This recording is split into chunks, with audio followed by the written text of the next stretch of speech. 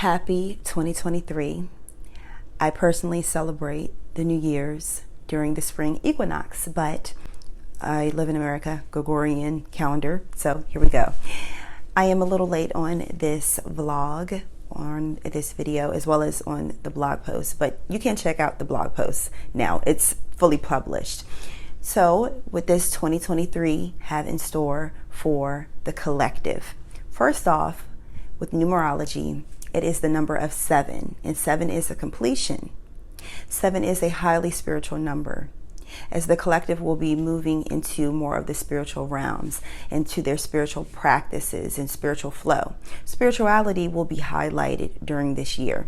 It is also the year of the water rabbit. What do rabbits represent? Fertility, growth, expansion. It represents auspiciousness, being very lucky. What we want to welcome into our lives, I feel like it is also a time for quickness. You have to be sharp on it, quick-witted, quick-minded, quick to speak. So with that, we also have to look at the opposite side of that. Being quick to speak, you can also be quick to act out, quick to take action. So having a balanced, harmonic mindset and energy is going to be important during this time. For you may be quick to speak, which could be good in some regards, but it also can get you into a slippery slope, as the tongue can come up with many different ways of how to cut down and cut off important relationships. This year will usher in social changes, changes in our planet, and economic changes. With the number 7, it is the year of Jubilee. Jubilee is wiping the slate clean. Any karmic debts, any tangible debts, within 7 years, it's wiped clean. So being that this is the year of 7, you have a clean slate to start something new. Starting the year off with a bang, we have 2 planets in retrograde, Mars and Mercury. Mars will be stationed in alignment with Archangel Michael, and that is the eye of Aldebaran, the star in the constellation of Taurus. Burn is an auspicious energy. It's the protector, it's the anointed one, and it brings great blessings and protection. So I'm reading notes from my blog post. You can check that link out listed down below. Jupiter, the wise one, the gift bearer, is in the fiery sign of Aries, the initiator. Scripture that I feel best showcases and highlights this energy is from Isaiah 43:19, and it reads, God will make a way out of no way. And this is what I feel like this energy is. Not only does it bring great blessings, it initiates the start of a auspicious, joyous, wisdom-bearing, fruitful energy. It also reminds me of another scripture from Deuteronomy, verse 20, verse 4. Victory is yours. God will fight your battles for you. So you have a way maker out of no way. You have the star Aldebaran, Archangel Michael, clearing the path for you throughout this entire cycle, the entire year, moving forward for generations to come. We had a full moon in the sign of Cancer, so you can check that video out. I think I did like a couple posts about that energy. And this is you finding your wolf pack. It is the wolf, well, it was the wolf moon. And that's all about the wolf pack. I also did a channel message about a wolf in sheep's clothing. So many of us were born amongst sheeps, but we really are wolves. And wolves are leaders. They think outside of the sheep mentality. So you may have felt like an outcast in your family, felt very different, isolated, but this is a year that you will connect with your wolf pack. Boldness, intuition, and building your relationships off of your inner tuition. This energy continues to build momentum with Pluto in Aquarius that enters on March 23rd 2023. And that's just a few days after the spring equinox, which is another activation point, another beginning, the true new year. That is an Aries season. And Aries, once again, is the initiator, where we have that Jupiter energy. So that's growth and expansion in that avenue. So Pluto represents the generations. And Aquarius is advancements. And that is advancements in communities, societies, humanitarianism, but also nervous system in the side of our brain that produces and channels new information. And Pluto will stay in Aquarius until January 19th, 2044. So big advancements, a lot of change happening for generations. That's that energy I've been channeling for, it seems like my entire life, really. But as I started to get more into the mystic arts and occult studies, that I realized what that energy is, I can sort of kind of name it. This transit brings about the advancements in small groups, like groupthink.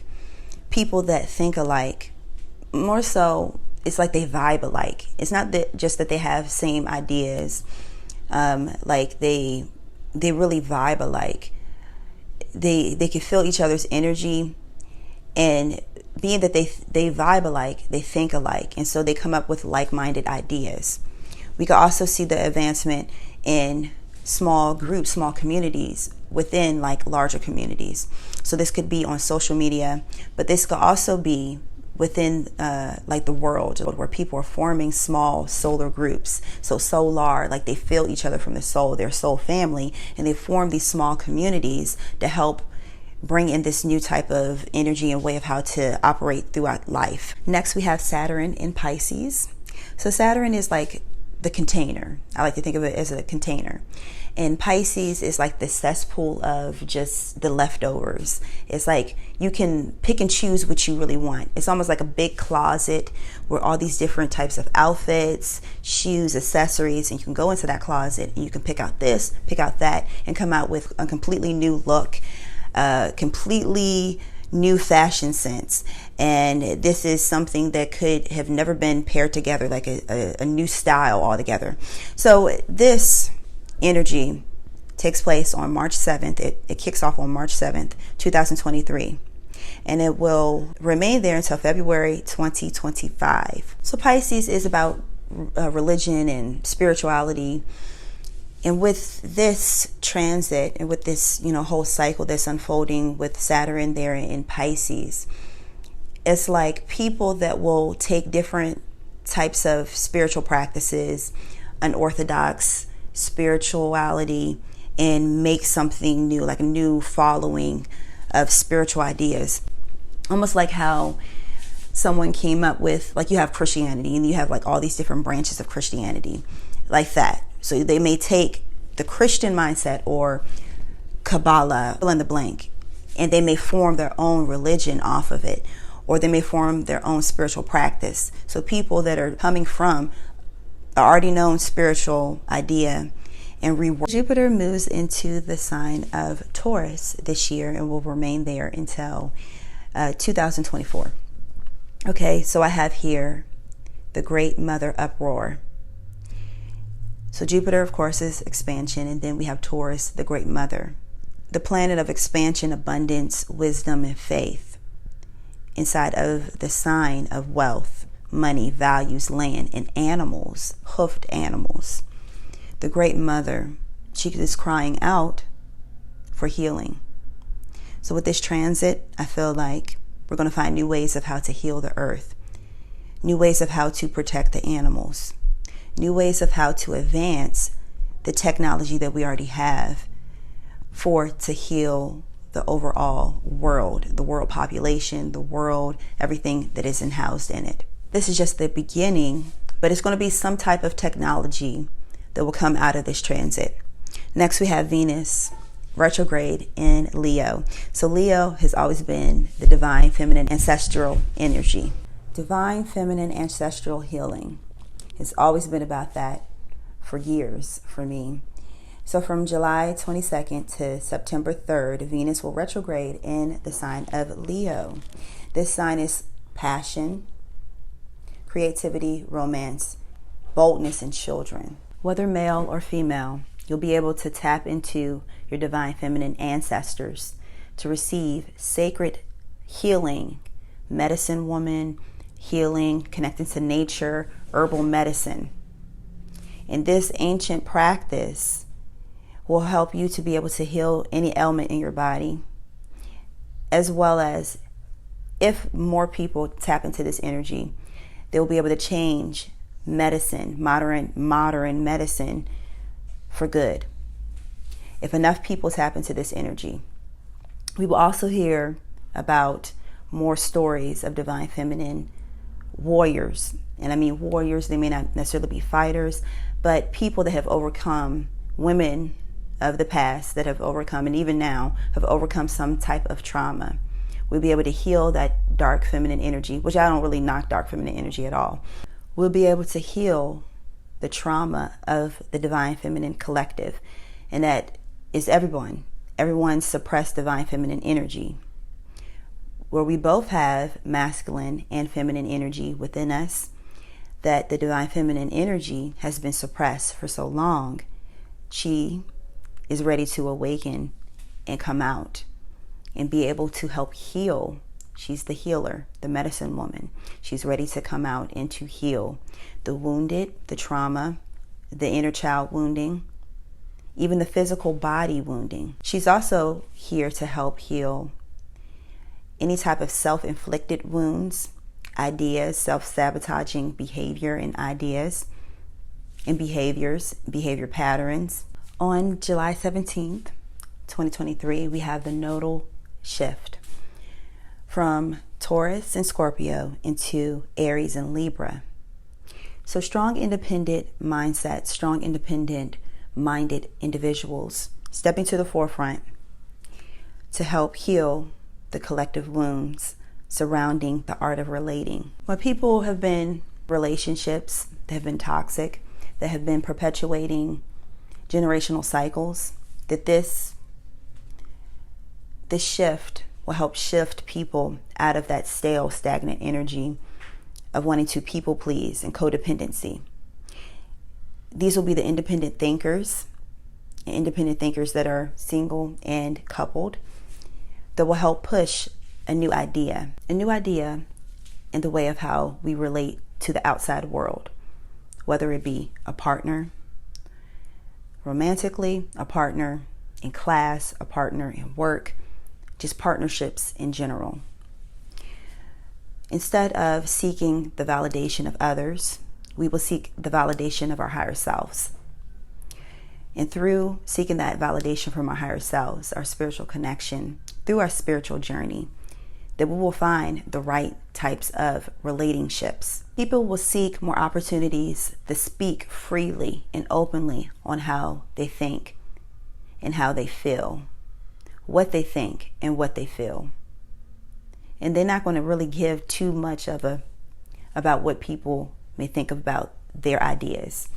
Because people may have stayed in situations because they thought that they had to. They didn't have any other examples on how to live a free life, free of judgments, free of contingencies surrounding the way how they wanted to connect with themselves and with others.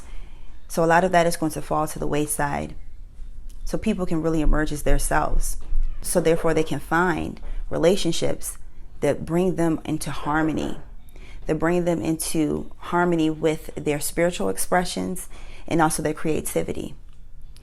They can find individuals that help heighten that aspect within them, their true selves. We will also find people accepting different type of relationship archetypes, blended families, single families, people that are in relationships that are committed, but they may live in two different cities, two different homes. Perfectly acceptable. You may even find more polygamous relationships. All these will be more widely accepted. Of course, you know that I will cover the lunar activities, the new moons and the full moons, the solstices, the equinoxes. I will always have channel information about that, as well as any holy holidays that come around. I always have the esoteric breakdowns about them. So make sure that you do like, share, and subscribe. Follow. You can also catch me on Instagram. We are gaining a lot of popularity over there on that platform.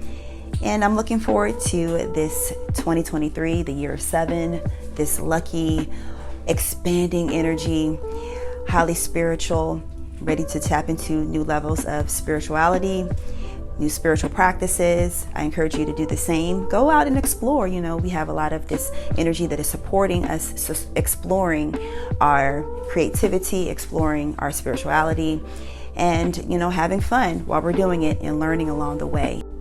Until next time, you guys, this is Mini Star Ashley. I will talk to you guys later. Peace.